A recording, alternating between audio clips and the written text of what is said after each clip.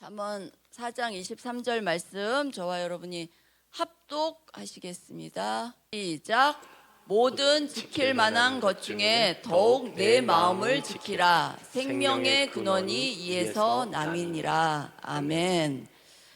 우리는 세상을 살아가면서 참 많은 것을 지키려고 애를 씁니다.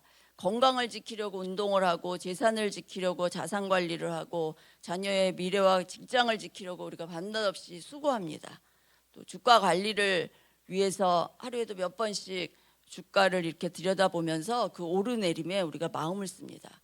근데 정작 내 마음에 무엇이 쌓이고 있는지 우리는 이것을 잘 확인하지는 못합니다. 또 자녀의 성적표는 꼼꼼하게 우리가 살피면서도 정작 자녀의 마음 속에서 원망이나 어떤 조급함 이런 것이 있는지는 우리가 살피질 잘 못합니다. 여러분, 이게 남의 얘기가 아니잖아요. 오늘 성경은 우리에게 세상 그 어떤 것보다도 먼저 그리고 가장 힘써서 지켜야 될 자리가 뭐라고 얘기하고 있어요? 마음이라고 말씀하고 있습니다. 여기서 말하는 생명의 근원은 우리가 단순히 숨을 쉬는 그런 생물학적인 목숨을 뜻하는 게 아니에요. 우리의 삶의 모든 방향, 선택, 삶의 열매가 바로 이 마음이라는 곳에서 흘러나오게 된다고 하는 것입니다. 그래서 하나님은 우리의 외모나 행동을 보시지 않고 뭘 보신다 그러죠? 우리의 마음의 중심을 보신다고 하시죠. 사무엘이 다윗을 봤을 때 왕을 세우려고 했을 때 외모를 보잖아요. 그래서 다윗을 선택 안 하잖아요. 그렇지만 하나님은 뭘 보고 선택하셨죠? 마음의 중심을 보고 다윗을 택하셨습니다. 그래서 오늘 우리 마음을 지키기 위해서 우리가 무엇을 해야 하는가 이것보다도 하나님께서 우리 마음에서 어떻게 일하시는지를 한번 살펴보고자 합니다. 그리고 또 한 가지는 우리가 평생 상황과 환경이 바뀌기를 바라면서 그렇게 살아왔잖아요. 그렇지만 하나님은 뭘 바꾸기를 원하신다는 거예요.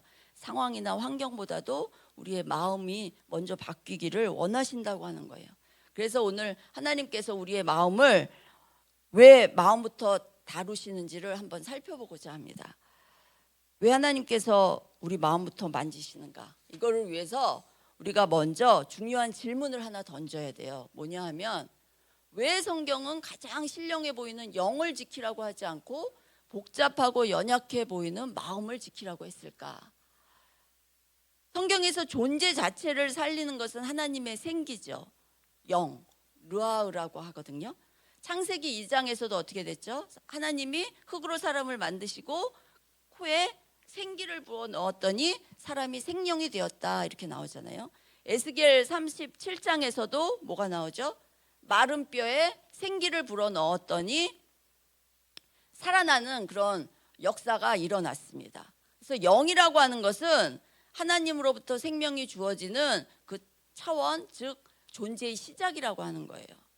반면에 성경이 말하는 마음, 히브리어로 레브라고 하는 것은 단순히 감정의 자리만을 이야기하는 것이 아니라 우리의 생각, 의지, 감정, 믿음, 양심 모든 것을 포함하는 인격의 중심이자 삶의 사령탑이라고 하는 것입니다.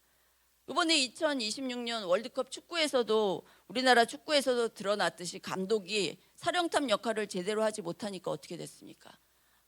축구 선수들이 아무리 잘해도 실력이 있어도 경기 전체가 무너지고 말았습니다. 마찬가지라는 거예요. 우리 삶의 사령탑인 마음도 그것이 무너지면 우리 삶이 무너질 수밖에 없다고 하는 것입니다.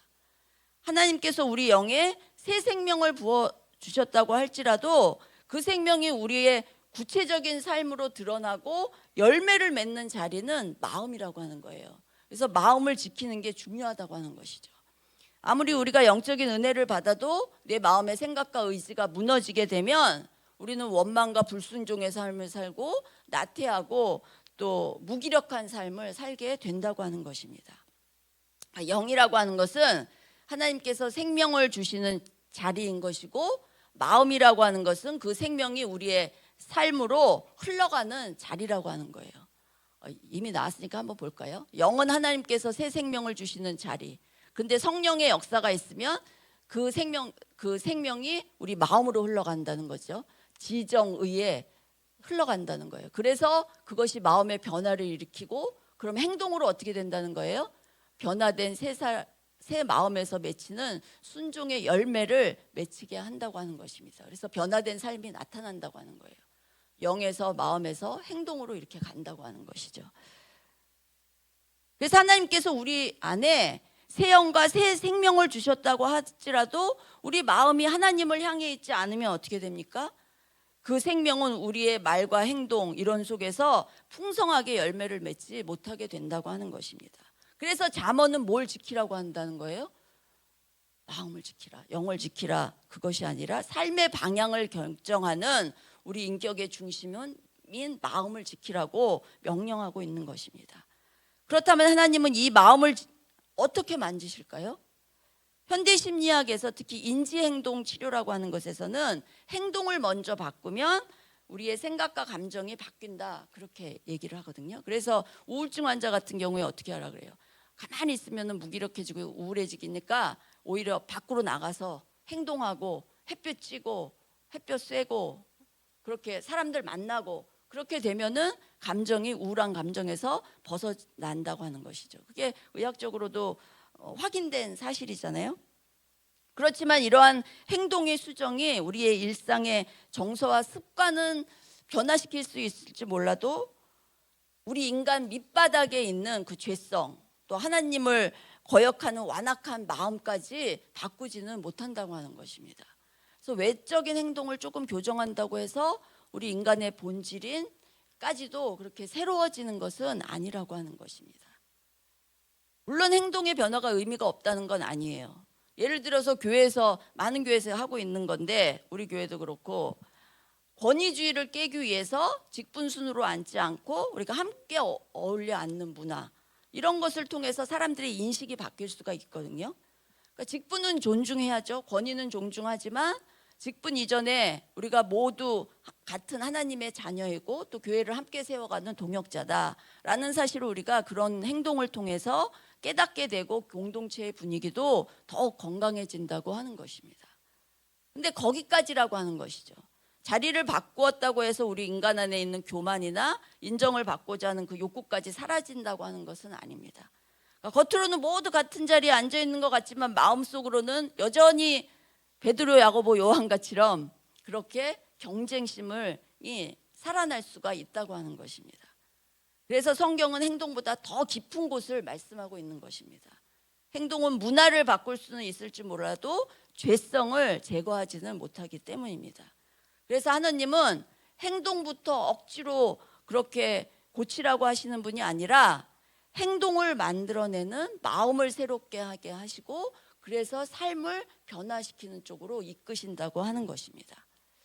여러분 사과나무가 있는데 그 사과나무에게 명령을 해요. 너 사과 맺어라. 열매를 맺어라. 그럼 맺혀집니까? 아니죠. 그 안에 생명이 있을 때 자연스럽게 열매가 맺어지게 되는 것입니다. 그래서 하나님도 우리의 행동부터 하라고 이렇게 명령하시기보다는 먼저 새 생명, 새 영을 주시고 새 마음을 주시고 그 새 마음에서 순종의 열매를 맺히게 하신다고 하는 것입니다. 구약의 역사가 증명하고 있잖아요. 원래는 하나님이 시내산 언약부터 시작해서 율법을 지키면 복을 주겠다 그렇게 계속 말씀하셨어요. 근데 그게 잘 됐어요? 안 됐죠. 선지자들이 계속 외쳐놨잖아요. 불순종하지 말고 돌아와라 돌아와라 해도 안 돌아왔어요. 마음이 완약하면 아무리 완벽한 규칙과 율례가 있다 할지라도 그것을 지켜내지 못한다고 하는 것입니다. 겉으로 우리가 행하는 종교적 의식은 흉내낼 수는 있어요. 그렇지만 하나님을 사랑하는 그 마음까지는 우리가 만들어내지 못한다고 하는 것이에요. 그래서 하나님이 드디어는 뭘 말씀하셨어요? 에스겔서 36장 26절에서 7절에 놀라운 약속을 해주십니다. 우리 함께 읽어볼게요. 시작. 또 새 영을 너희 속에 두고 새 마음을 너희에게 주되 너희 육신에서 굳은 마음을 제거하고 부드러운 마음을 줄 것이며 또 내 영을 너희 속에 두어 너희로 내 율례를 행하게 하리니 너희가 내 규례를 지켜 행할지라. 아멘. 이 말씀의 순서를 여러분들 주목해 보세요. 하나님은 먼저 율례를 지켜라. 그러면 내가 새 마음을 주겠다. 이렇게 말씀하시지 않았잖아요. 먼저 뭘 하신 거예요? 새 영과 새 마음을 주는데 어떻게 한다는 거예요? 굳은 마음을 제거해서 부드러운 마음을 준다고 하는 것이죠. 그리고 어떻게 하는 거예요? 그러면 그 마음이 우리의 생각, 감정, 의지 이런 것들을 그 부드럽게 빚어가시게 된다고 하는 것입니다. 그러니까 결국은 어떻게 돼요? 우리가 자발적으로 순종하게끔 그렇게 이끄신다고 하는 것입니다. 여러분, 이게 복음의 비밀이에요. 하나님은 먼저 우리 영에 하나님의 새 영, 새 생명을 주시고, 그래서 그 생명이 우리 마음에 흘러들어오면 우리 마음의 지정의를 변화시킨다고 하는 것입니다. 그 결과로 우리 행동이 달라지게 된다고 하는 거예요. 그러니까 신앙생활의 변화는 억지 의무로 하거나 또 벌 받을까 봐 무서워서 이렇게 하는 행동이 아니라 하나님이 부어주시는 새 생명, 그 변화된 마음 이런 거에서 흘러나오는 자연스러운 열매라고 하는 것입니다. 이처럼 신앙의 시작은 언제나 마음을 만지시는 하나님의 은혜로 시작되는 거예요. 존 웨슬리, 우리 감리교를 처음 창시한 존 웨슬리에 따르면 죄로 인해서 하나님과 단절된 자연인이에요. 근데 그런 자연인은 마음이 어떻게 되어 있냐? 자기 중심성에 되어 있고 죄의 지배 아래에 있다고 하는 거예요. 그러니까 스스로는 하나님을 인정할 수가 없어요. 반응할 수가 없어요, 하나님께. 그런데 하나님이 먼저 선행 은총을 부어주시면 성령께서 그 마음을 만져주시고 말씀해 주시면서 굳어버린 마음을 부드럽게 해주신다고 하는 거예요. 그래서 마음을 일깨우시는 거죠. 그럼 어떻게 됩니까? 그때 내 마음에 감동이 오면서 복음도 받아들여지게 되고 회개가 일어나고 그러면서 믿음을 선물로 주시고 우리가 하나님의 자녀로 거듭나게 된다고 하는 것입니다. 근데 하나님이 이렇게 마음을 두드리실 때, 열어주실 때 그것을 거절할 수도 있어요.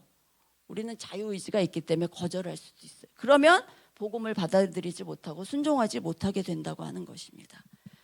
여러분, 사도행전에 보면 빌립보의 옥감장수 루디아가 있잖아요. 거기에 보면 이런 말씀이 나와요. 사도행전 16장 14절에 주께서 그 마음을 열어 바울의 말을 따르게 하신지라. 누가 마음의 문을 열었다고요? 주께서. 그러니까 바울이 복음을 전할 때 루디아가 지적으로 똑똑해서 그 복음을 바로 받아들이고 깨달은 것이 아니라 하나님께서 먼저 그 마음을 열어주셨기 때문에 복음이 마음으로 믿어지게 되고 회개와 믿음으로 응답하니까 하나님께서 그녀에게 구원에 이르게 하셨다고 하는 것입니다. 반대로 성경에는 또 이런 얘기도 있죠. 하나님이 마음을 완고하게 한 이야기도 있잖아요. 바로의 마음을 완고하게 해서 10가지 재앙을 당하게 하시잖아요. 근데 여러분, 이때 우리가 잘 알아야 될 게 있는데 하나님이 바로에게 악을 집어넣으신 게 아니죠. 하나님은 선하신 분이기 때문에 악을 집어넣을 수가 없어요. 그럼 어떻게 된 거예요? 바로가 하나님을 거역하기로 그가 이미 선택한 거예요. 그러니까 하나님이 그것을 그냥 내버려 두신 것입니다. 일종의 심판인 거예요. 그러면서 어떻게 하신 겁니까? 그의 마음이 더 굳어지게 된 것이고, 그래서 하나님의 그 출애굽의 역사, 이스라엘을 구원케 하는 그 출애굽의 역사에 그 하나님의 계획을 이루셨다고 하는 것입니다.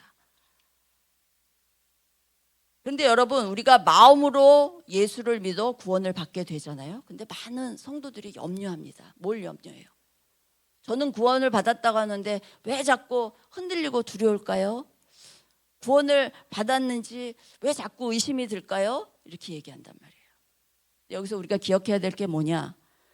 구원의 객관적 사실과 구원의 주관적 확신 사이에는 시간적 차이가 있을 수 있다고 하는 것을 우리가 인정해야 된다고 하는 거예요. 그러니까 구원은 그리스도를 붙드는 그 믿음을 가지면 하나님의 그 은혜로 우리에게 임하는 거예요. 확신은 성령께서 그 믿음을 점점 더 견고하게 하셔서 성령의 열매로 갖게 하시는 거라고 하는 거예요. 그걸 우리가 확증이라 그래요. 그게 어디에 나오느냐? 로마서 8장 14절에서 16절에 나와요. 한번 이거 중요한 성경 구절이니까 한번 같이 읽을게요. 시작. 무릇 하나님의 영으로 인도함을 받은 사람은 곧 하나님의 아들이라. 너희는 다시 무서워하는 종의 영을 받지 아니하고 양자의 영을 받았으므로 우리가 아빠 아버지라고 부르짖느니라. 성령이 친히 우리의 영과 더불어 우리가 하나님의 자녀인 것을 증언하시나니. 아멘. 여러분, 예수님의 수제자 베드로를 보세요. 그는 분명 주님을 믿고 따랐잖아요. 근데 예수님이 붙잡히시던 밤에 어떻게 됐어요? 그가 두려움에 사로잡혀 갖고 주님을 3번이나 부인했습니다. 근데 이것은 이미 예수님이 예고하시면서 경고했던 일이에요. 그래서 예수님이 뭐라고, 누가복음 22장 31절에서 32절에 보면 사탄이 밀 까부리도록 하려고 요구했어. 그래서 내가 내 믿음이 떨어지지 않도록 기도하겠다 이렇게 말씀하세요. 기도했다 이렇게 말씀하세요. 근데 어떻게 됐어요? 그가 결국은 부인했는데, 그때 베드로가 뭐라고 얘기를 하냐면, 주님, 제가 옥에 가더라도 또 죽더라도 저는 주님을 따를 각오가 되어 있습니다 이렇게 얘기를 했어요. 그랬더니 예수님이 뭐라고 했냐면, 너는 나를 이제 3번 부인할 것이다 그렇게 예언을 그때 해주시거든요. 근데 실제로 그렇게 됐잖아요. 여러분, 베드로는 수제자로 잘 나가던 사람이었어요. 겁도 없는 행동파였어요. 다혈질이기도 하지만 겁도 없는 행동파 베드로였는데, 마음에 틈이 생기자 어떻게 된 겁니까? 사탄이 그 마음에 두려움을 심어주게 돼서 그가 결국은 창과 칼이 든 그 군사들 앞에서 두려움에 압도되어서 그 마음의 출구가 막혀버렸다고 하는 것입니다. 베드로 생각해 보세요. 무리를 걷던 자예요. 주님을 바라보고 무리를 걷던 자였고, 또 어떤 자예요? 예수님을 잡으러 온 그 무리들 앞에서 칼을 휘두르던 사람이었어요. 근데 조금 지나서 그가 두려움에 사로잡혀 갖고 주님을 부인하고 만 것입니다. 우리 마음에 틈이 생기면 안 된다고 하는 것이죠. 그 틈을 노리고 사탄이 치고 들어온다고 하는 거예요.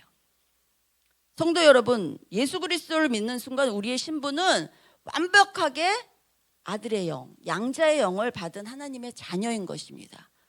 이것은 결코 변하지 않는 아까 말한 객관적 구원의 사실이에요. 여러분, 이걸 믿으시기 바랍니다. 로마서 10장 9절에서 10절에 이렇게 선포하고 있어요. 함께 읽어볼까요? 시작. 내가 만일 내 입으로 예수를 주로 시인하며 또 하나님께서 그를 죽은 자 가운데서 살리신 것을 내 마음에 믿으면 구원을 받으리라. 사람이 마음으로 믿어 의에 이르고 입으로 시인하여 구원에 이르느니라. 그러니까 마음으로 믿고 우리가 입으로 시인하면 구원에 이르는 거예요. 그거는 구원의 객관적 사실이에요. 우린 이미 구원받은 자예요. 하나님의 영으로 다시 태어난 하나님의 은혜 아래 있는 자라고 하는 것입니다. 그런데 문제는 끊임없이 사탄이 우리의 마음에 두려움을 집어넣어서 이미 아들된 우리가 무서워하는 종의 영에 사로잡힌 자처럼 그렇게 살게 만든다고 하는 것이죠. 우리는 종의 영에 사로잡힌 자가 아닌데 종의 영에 사로잡힌 자처럼 살게 만든다고 하는 거예요. 베드로도 역시 믿음이 있었잖아요.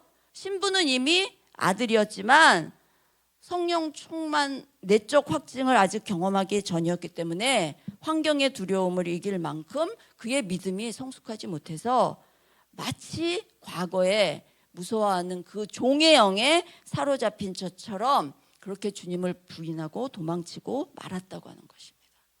그러니까 신분 아이덴티티는 뭐예요? 하나님의 아들이에요. 근데 영적인 상태는 어떤 상태예요? 종의 상태에 머물러 있었다고 하는 것입니다. 그래서 존 웨슬리는 인간 상태를 3가지 단계로 설명해요. 자연인의 상태, 죄 아래에 있는 상태예요. 영적으로 완전히 잠들어 있어서 하나님을 전혀 모르는 상태예요. 종의 상태, 율법 아래에 있는 상태예요.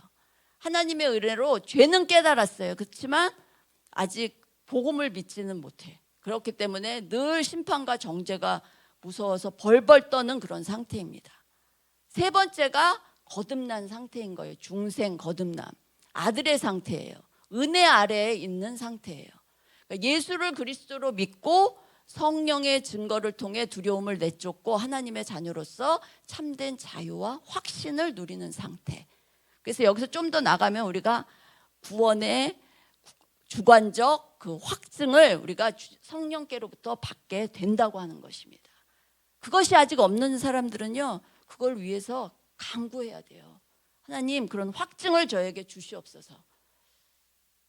베드로는 주님을 사랑했고 그 믿음을 믿고 따르는 구원받은 제자였어요. 신부는 아들이었지만 성령 강림 이전까지는 자꾸만 종의 상태로 미끄러졌습니다. 우리도 그렇다고 하는 거예요. 우리 중에도 이미 하나님의 자녀가 되었지만 내가 이러다 벌 받는 거 아니야? 내 구원이 취소되는 거 아니야? 자꾸 이렇게 생각한다는 것이죠. 종의 두려움에 갇혀 계신 분들이 있다고 하는 것입니다. 그러나 오순절에 성령을 받고 성령께서 그의 깊은 영과 마음에 자녀됨이라고 하는 그런 확증을 주시고 권능을 부어주시니까 어떻게 돼요? 베드로가 완전히 이제는 그 마음까지 성령의 지배를 받게 되면서 그가 바뀌게 되죠. 이제는 두려움이 사라지고 하나님을 향해서도 아빠 아버지라고 부르고 아들의 확신을 갖는 사람으로 바뀌게 되었다고 하는 것입니다.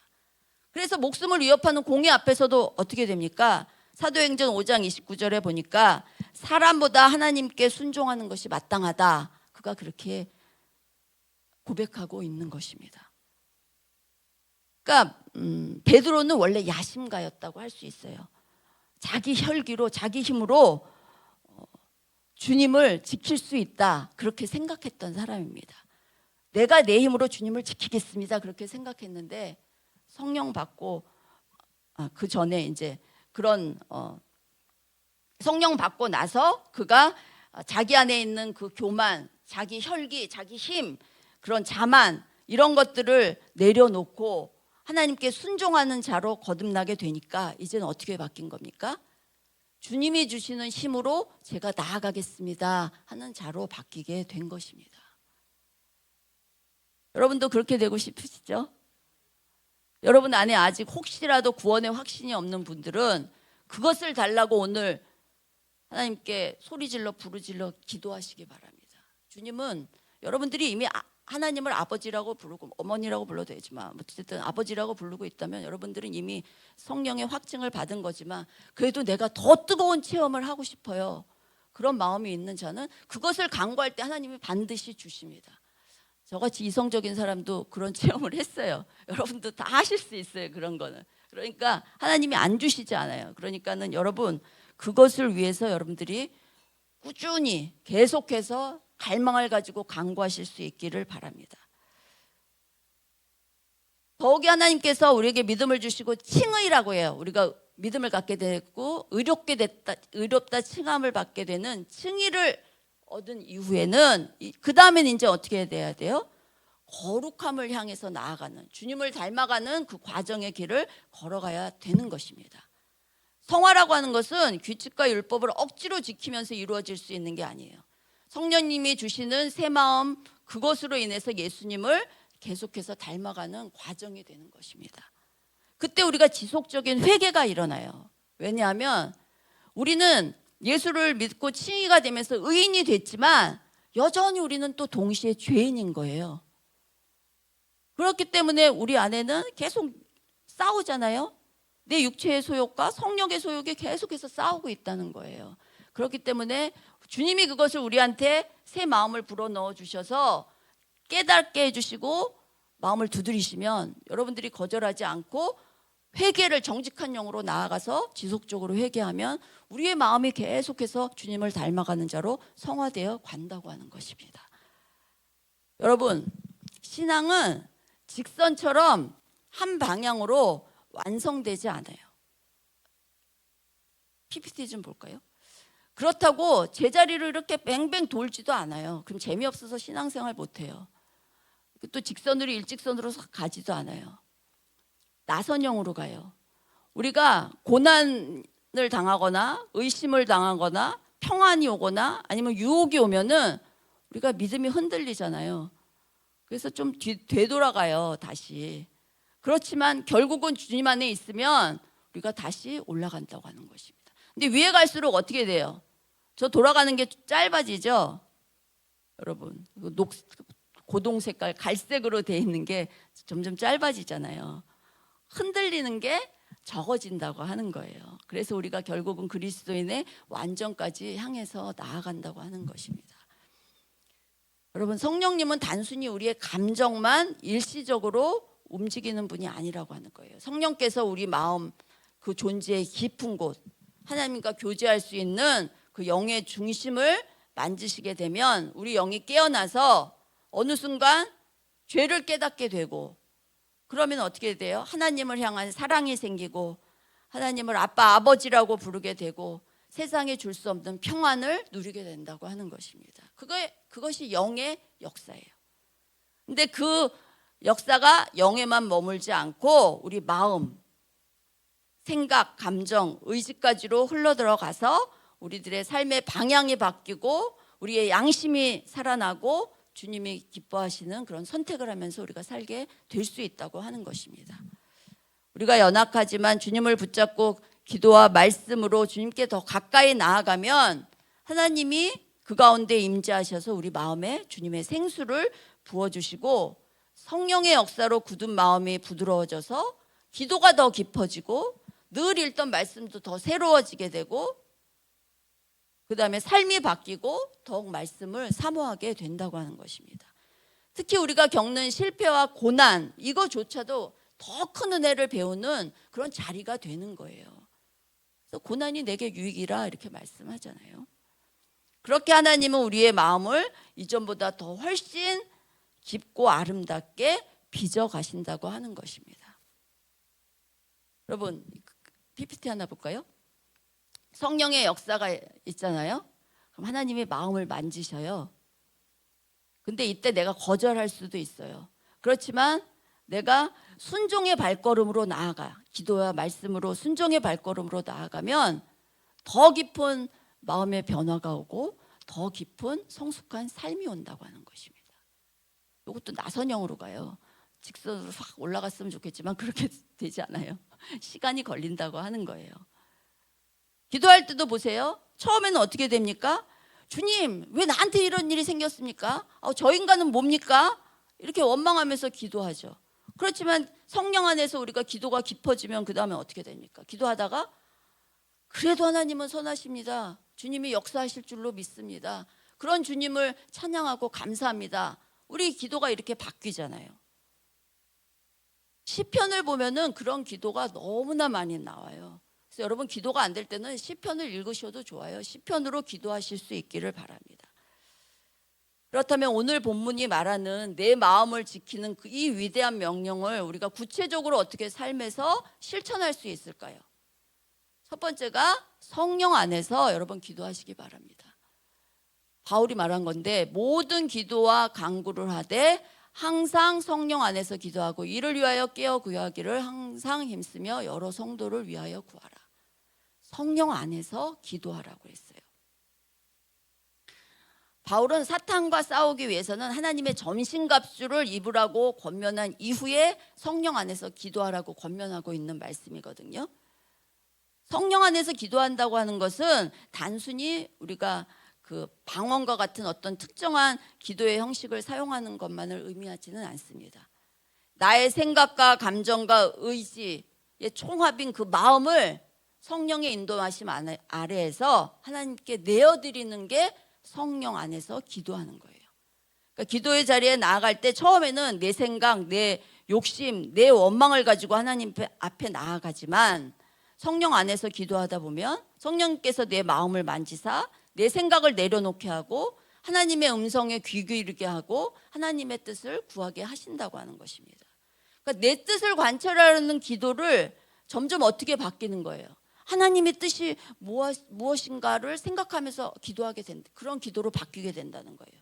원망이 감사로 바뀌고 슬픔이 기쁨으로 바뀌고 두려움이 믿음으로 변화된다고 하는 것입니다. 그러니까 기도라고 하는 것은 세상이 빼앗기기 쉬운 우리 마음의 중심을 하나님께 다시 내어드리는, 고정시키는 그 거룩한 자리가 기도의 자리라고 하는 거예요. 방언은 여러 은사 중에 그냥 하나예요. 그렇지만 성령 안에서 기도하는 것은 누구나 다 할 수 있는 성령님과의 교제라고 하는 것입니다. 여러분들이 성령 안에서 기도하실 수 있기를 바랍니다. 따라서 이 자리에서 먼저 어떻게 여러분들이 기도해야 되냐? 주님, 제 마음을 주님께 온전히 바쳐드립니다. 제 영혼육을 바쳐드립니다. 내 마음에 좌정하시고 다스려 주시옵소서.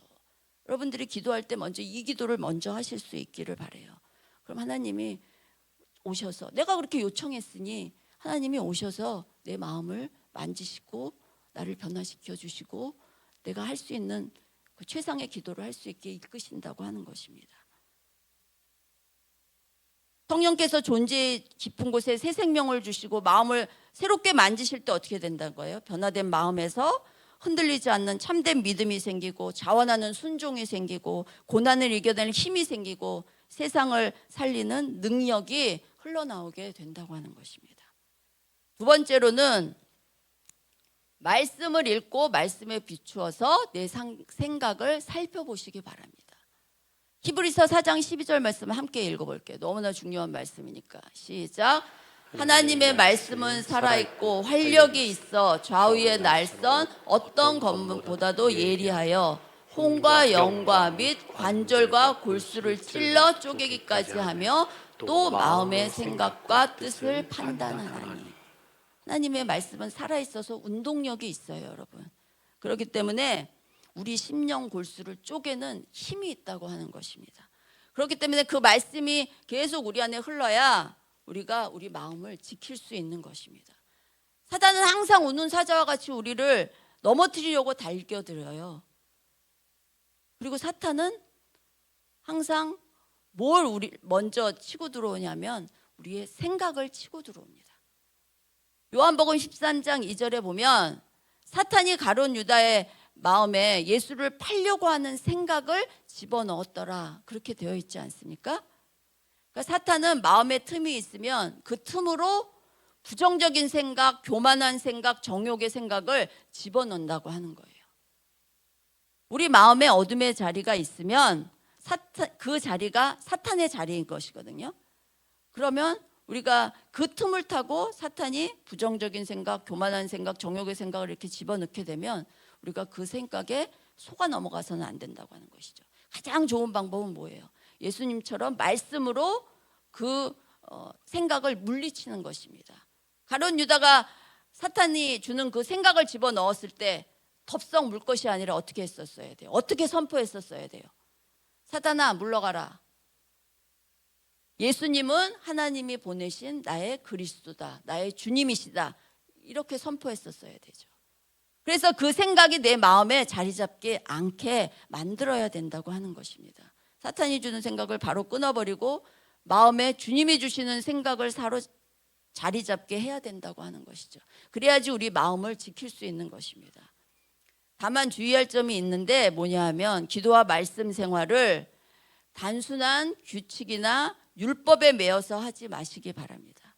지금 내 마음이 어디로 향하고 있는가, 내가 정말 하나님을 사랑하고 주님을 바라보고 있는가를 늘 살피면서 여러분들이 신앙생활을 하시기 바랍니다.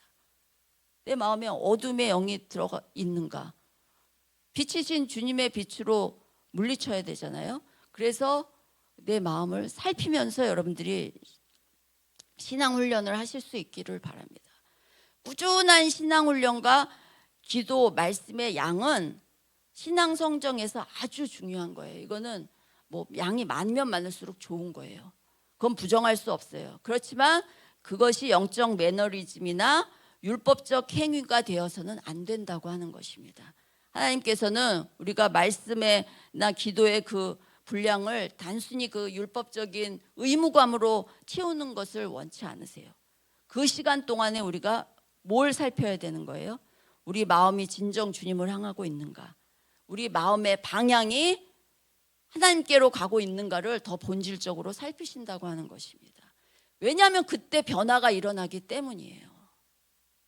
직장에서 억울한 일을 당했어요. 근데 기도의 자리에 앉아 있더라도 우리가 마음이 여전히 복수를 꿈꾸고 있는가, 이때 죄된 생각을 하면은 어둠이 몰려 들어오면서 사탄이 틈탄다고 하는 것이죠.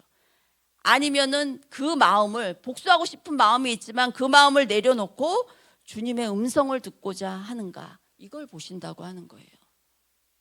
자녀 양육에서도 마찬가지예요. 부모님들은 자녀들이 공부 잘하기를 원하죠.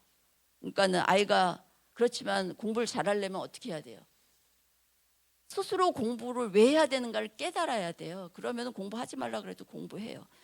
하고 좋은 학원 보내면 그럼 그때는 성적이 올라요. 그렇지 않으면 성적 안 오릅니다. 자녀의 신앙생활도 마찬가지예요. 교회 출석하는 거 아주 중요해요. 하지만 모태인 신앙인들은 교회 출석 항상 해요. 근데 그 마음에 정말 주님을 사랑하고 있는가를 여러분들이 살펴보실 수 있기를 바랍니다. 따라서 우리에게 필요한 것은 율법적인 신앙생활이나 겉모습의 행동의 그 통제가 아니라 하나님께 우리 마음을 다스리도록 내어드리는 것입니다. 나선형 성장의 출발은 우리 마음의 눈을 주님께 고정하는 거예요. 그때 우리의 성장이 일어나는 것입니다. 사랑하는 성도 여러분, 하나님은 우리의 행동보다 먼저 마음을 찾으십니다. 하나님은 굳은 마음을 부드럽게 하시고 다친 마음을 여시고 믿음을 심으시고 성령으로 그 마음을 날마다 새롭게 하십니다. 그래서 잠언 기자가 무릇 지킬 만한 것 중에 내 마음을 지키라고 명한 것입니다. 그 마음에서 믿음이 자라고 순종이 자라고 사랑이 자라고 거룩한 삶이 흘러나오기 때문입니다. 마음밭이 좋아야 좋은 열매를 맺게 되잖아요. 그래서 마음 잘 지키실 수 있기를 바랍니다. 우리가 생명의 근원이신 우리 마음을 지키기 위해서 성령 안에서 기도하고 묵상할 때 하나님께서 우리 마음을 그때 만지시고 새롭게 해주시고 같은 환경이지만 믿음으로 살아갈 힘을 부어주시고 성령의 능력이 나타나게 하실 것입니다. 여러분, 기도와 말씀은 하나님께 내 마음을 다시 맡기는 은혜의 자리입니다. 여러분들 이번 한 주간도 사탄에게 틈을 주시지 마시고 성령 안에서 기도하고 말씀을 가까이 하실 수 있기를 바랍니다. 그러면 그때 하나님이 우리의 마음을 지키시고 그 마음에서 생수의 강물이 흘러 넘치게 하실 것입니다. 오늘 마음이 상한 자를 찬양하신 후에 오늘 말씀 생각하시면서 함께 기도하겠습니다. 아직 주를 향한 믿음이 없는 분 혹은 구원의 확신이 없는 분들은 구원의 확신을 달라고 기도하고 내 마음에 두려움이 여전히 있고 사탄에게 틈을 주어서 자꾸만 아들의 영인데도 불구하고 종의 영의 상태로 자꾸 미끄러져 내려가는 그래서 그런 자처럼 사는 그런 삶을 살고 있다면 그것을 주님 앞에 내려놓고 함께 기도하실 수 있기를 바랍니다.